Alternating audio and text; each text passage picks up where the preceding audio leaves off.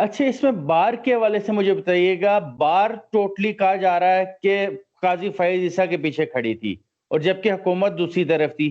क्या वाकई बार मुकम्मल तौर पर काजी फैज ईसा के पीछे खड़ी थी? और जो एक तासुर दिया जा रहा था बहुत से लोगों की तरफ से, ये मुकदमा बेसिकली अदलिया पर मुकदमा है और इसके पीछे कोई और था, इसकी हकीकत क्या दिखाई देती है आपको? देखें, बात ये है कि ज़ाहिर है ये इल्ज़ाम तो है, लेकिन अभी तक इसके ऊपर कोई, वही मैंने आपको कहा ना कि कोई ठोस चीज़ सामने नहीं आ सकी, ठीक है ना? अब आप मिसाल के तौर पे मैं चलो ये मिसाल नहीं देता, लोगों को नहीं समझ आएगी। काज़ी फ़ाइज़ ईसा साहब का केस ये है, वही जो मैंने आपको पीछे बताया कि मैंने फैज़ाबाद धरना केस का फैसला दिया और उसके बाद मेरा इन्होंने ये सारा कुछ किया। हुकूमत ये कहती है कि भाई बात ये है, वो फैज़ाबाद धरने का केस तो दिया, फैसला तो दिया था 2 जजेस ने, जस्टिस मुशीर आलम साहब ने और जस्टिस काजी फाइज़ साहब ने। हमने उस दूसरे जज को क्यों नहीं टारगेट किया? नंबर 1। नंबर 2, वो हुकूमत ये कहती है कि वही डोगर जो है उसने 3 जजेस की प्रॉपर्टीज की शिकायत की, जस्टिस काजी फाइज़ ईसा, जस्टिस के आगा, जस्टिस फरूक इरफान। जस्टिस फरूक इरफान साहब के खिलाफ कार्रवाई शुरू हुई तो उन्होंने रिजाइन दे दिया लाहौर हाई कोर्ट के आगा साहब का मामला पेंडिंग है। फाइज़ ईसा साहब के ऊपर, फाइज ईसा साहब और उन्होंने 3 जजेस के खिलाफ ये चीजें भेजी, तो उनका ये कहना है कि 3 जजेस की इंफॉर्मेशन आई है ना, एक की तो नहीं आई। और हमने अगर टारगेट करना था फैजाबाद धरने केस पे तो वो दोनों को करते। लेकिन फाइज ईसा साहब के वकीलों का मौकफ ये है कि आपका कंडक्ट ये बताता है कि जब आपने फैजाबाद धरना केस का रिव्यू दाखिल किया, नजरसानी अपील दायर की, उसमें आपने जस्टिस काजी फाइज ईसा के खिलाफ बहुत कुछ लिखा और आपने उसमें यह भी कहा कि जस्टिस काजी फाइज ईसा जो है वो ज़हनी तौर पे ये हैं वो हैं और ये जज रहने के काबिल नहीं है। तो वो ये कहते थे कि आपका कंडक्ट ये बताता है कि आप फाइज ईसा साहब के खिलाफ थे और उस बुनियाद पे आपने ये रेफरेंस जो है वो दायर किया है। ठीक। अच्छा, अपोजिशन और अपोजिशन भी वो जिसमें बाप की बेटे से नहीं बनती, शहबाज शरीफ की मरियम नवाज से नहीं बनती, उस अपोजिशन ने मुतालबा किया है इस फैसले के बाद सदर और वजीर आजम के इस्तीफे का। आप इस इस्तीफे के मुतालबे को कैसा देखते हैं? देखें, हजारों ख्वाहिशें ऐसी कि हर ख्वाहिश पे दम निकले। देखें, हमने देखा कि जब ये काजी फैसल साहब का केस चल रहा था तो अपोजिशन फिर एंड में आके बहुत एक्टिव हो गई, कि उन्हें लगा कि हुकूमत को घर भेजा जा रहा है, हुकूमत फारिग होने जा रही है। उन्होंने कहा हम तो कुछ इस हुकूमत का कर नहीं सकते और अगर अदलिया इसको घर भेज रही है तो चलो हमारा भी काम हो जाएगा, हमारा भी काम बन जाएगा। तो बड़ा अजीब सा इनका मुतालबा है। अगर ये बात है तो मैं अभी मैंने पढ़ा नहीं है, वो मैं कोशिश करूंगा, मैंने अभी पढ़ना है कि काजी फाइज़ साहब ने नून लीग की हुकूमत के खिलाफ क्या क्या कुछ लिखा था वो क्वेटा कमीशन रिपोर्ट में। वो मैं देखूंगा तो वो मैं उस पर बात करूंगा अपनी किसी वीडियो में। तो बात यह है कि अगर तो मेलाफाइडीन फैक्ट साबित हो जाती फिर तो आप कह सकते थे, आप फिर अगर ठोस शवाहिद भी आ जाते। देखें एहतशाम साहब, एक बात जहन में रखें कि ये केस है एक जज साहब का। एक जज को निकालने के मामले के ऊपर तो इतना बहरान आया, इतना कोहराम आया, इतनी पूरे मुल्क के अंदर एक भूचाल आया कि 13 माह से वो मामला पेंडिंग है। 20 मई से लेकर आज तक मतलब अब आके उसके ऊपर शॉर्ट ऑर्डर है और 40 से 45 समातें हो गई, पूरे मुल्क की बार कौंसल्स आ गई, पूरे सदर पाकिस्तान पे इल्जाम, वजीर आजम पे इल्जाम, सुप्रीम जुडिशल काउंसिल पे इल्जाम, जजेस पे इल्जाम, शहजाद अकबर पे इल्जाम, फरोग नसीम पे इल्जाम, तमाम इदारों पे इल्जाम, एजेंसियों पे इल्जाम, ISIM सब पे इल्जाम एक जज को निकालने के मामले पे। तो हजूर, ये पूरी हुकूमत है। जब एक जज को निकालना इतना मुश्किल है कि आप कई लोगों की नाक से लकीरें निकलवा रहे हैं कि जुर्रत कैसे हुई है जज के खिलाफ रेफरेंस भेजने की। तो जब आप इतना कुछ कर रहे हैं एक जज साहब के मामले में, तो इधर पूरी मुंतखब हुकूमत है, बगैर ठोस शवाहिद के आप इस हुकूमत को कैसे घर भेज सकते हैं? क्या उस वक्त जब नवाज शरीफ साहब और शहबाज शरीफ साहब कॉल करके मलिक कयूम साहब को और फैसले लिखवा रहे थे और ले रहे थे, तो उस हुकूमत को क्यों नहीं घर भेजा गया था भाई? कि ठीक है हमारा जज गलत है लेकिन हुकूमत भी गलत कर रही है। और एक और जो मैं कई बार शाम साहब इस बात इस कंफ्यूजन को दूर कर चुका करने की कोशिश कर चुका हूं, एक बार फिर कर लेता हूं आपकी इस वीडियो के तवज्जो से, क्योंकि पहले भी हमने जो मौजू मुंतखब किया था वो बड़ा इंपॉर्टेंट था। कहते हैं ये बेनजीर की हुकूमत जजेस की जासूसी पे फारिग कर दी गई थी और उसको घर भेज दिया गया था सुप्रीम कोर्ट की जानिब से। 78 बार बता चुका हूं कि उस हुकूमत को सुप्रीम कोर्ट ने घर नहीं भेजा था, सदर पाकिस्तान ने उसको घर भेजा था 58(2)B के तहत।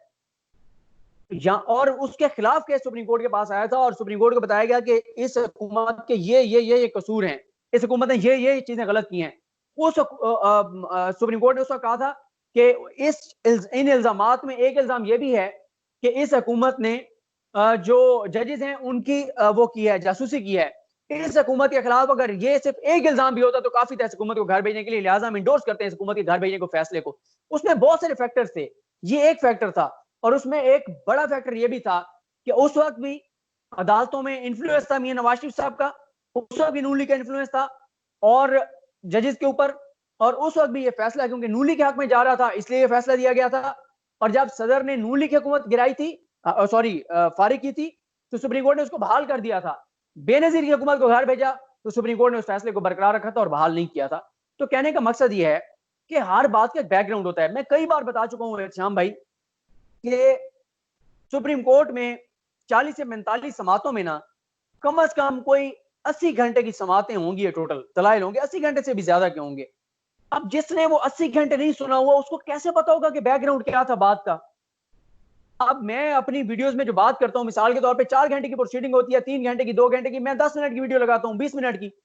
यानी अगर 4 घंटे समात हुई है या 3 घंटे, 180 मिनट समात हुई है। 180 में से मैं कितने मिनट की लगा रहा हूं? 10 मिनट की। यानी मैं 170 मिनट बता ही नहीं सका, लेकिन मेरे जहन में तो है ना, मुझे बैकग्राउंड तो पता है ना। आज से 5 साल बाद भी बात होगी तो मैं कहूंगा कि यार ये इस तनाजुर में बात थी, ये इस तनाजुर में बात थी, ये सवाल था।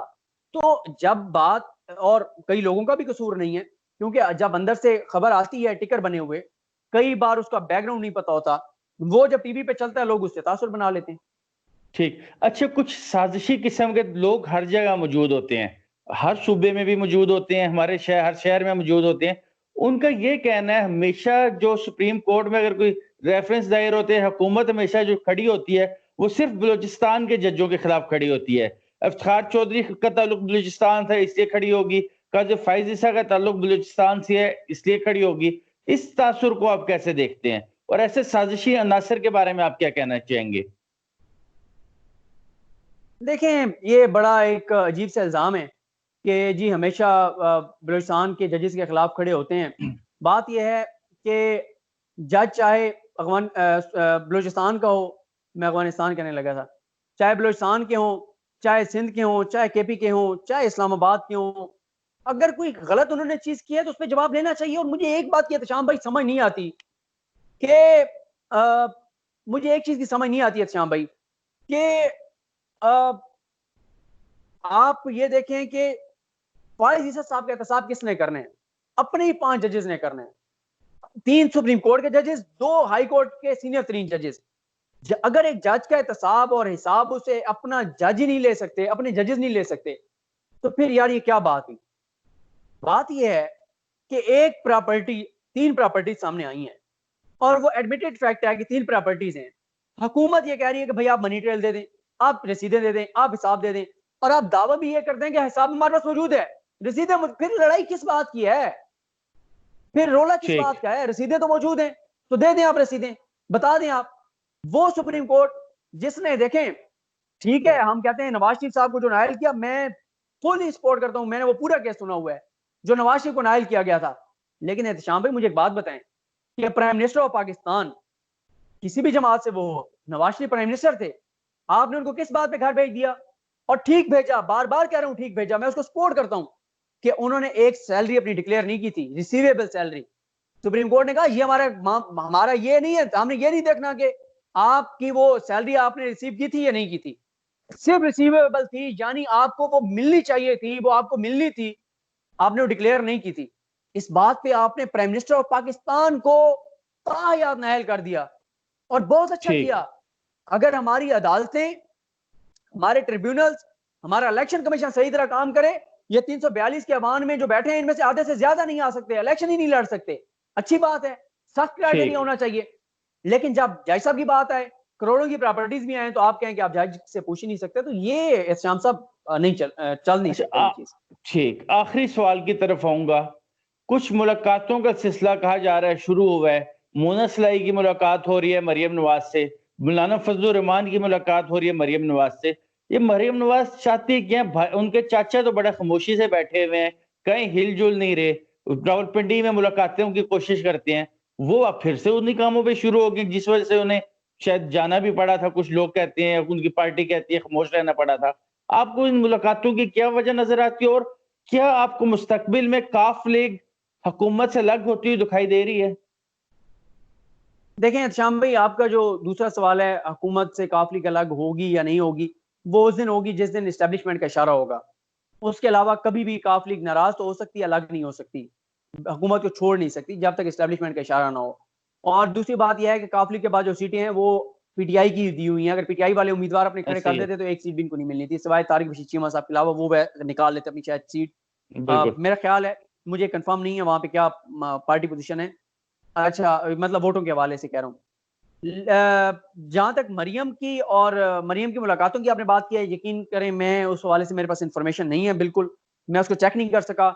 जब तक कुछ लोगों से चेक नहीं कर लेता तो मैं उस वक्त इस पे कोई मौकफ देने की पोजीशन में नहीं हूँ। ठीक। बहुत शुक्रिया सदीक जान आपके वक्त देने का। Thank you very much. बहुत दिनों के बाद आपसे मुलाकात हुई और अच्छा लगा। दोस्तों, वीडियो बहुत देखने का शुक्रिया। बहुत शुक्रिया। Thank you very much. Allah Hafiz.